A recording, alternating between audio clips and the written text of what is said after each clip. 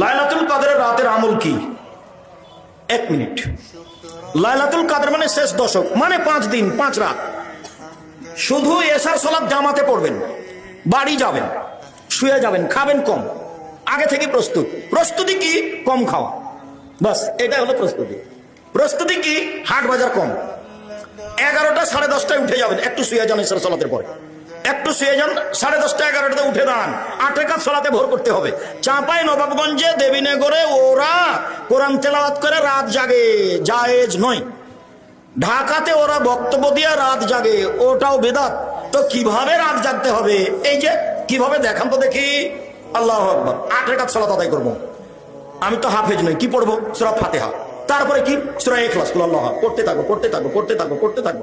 আর দাঁড়িয়ে থাকতে পারি না, তখন রুকুতে যাবো। কি বলবো? সুবহানাল্লাহ রাজিম কতবার? লক্ষ কোটি বার, যতক্ষণ থাকা যায়। উঠে আসি, সামিআল্লাহু লিমান হামিদাহ, আবার সিজদায় যাই। কি বলবো? সুবহান রাব্বিল আলা। কতবার? যতবার চলে। উঠে আসি, দোয়া পড়ি, আবার যাই। কতবার? যতবার চলে। এ হলো 1 রাকাত। এভাবে আরেক রাকাত, এ হলো 2 রাকাত, এভাবে আর 2 রাকাত, এ হলো 4 রাকাত। এইবার আসলো তাসবিহ তাহলিল, ক্ষমা চাওয়া, কান্নাকাটি। আজকে ক্ষমা নিতে হবে রাতে। আগে ক্ষমা করো, তারপরে কোনো কথা। 2 চোখের পানি ঝরঝর করে ঝরবে। দরজা থেকে ভিতর থেকে শিকলি লাগিয়ে দিতে হবে, বাইরে থেকে যেন কেউ না আসতে পারে। নির্জনে কান্নাকাটি করতে হবে, ক্ষমা আজকে নিতে হবে ঘন্টা যাবত। এরপরে আবার 4 রাকাত পড়তে পড়তে দেখা যাবে আজান হয়ে আসছে। এরই নাম হলো রাত জাগা।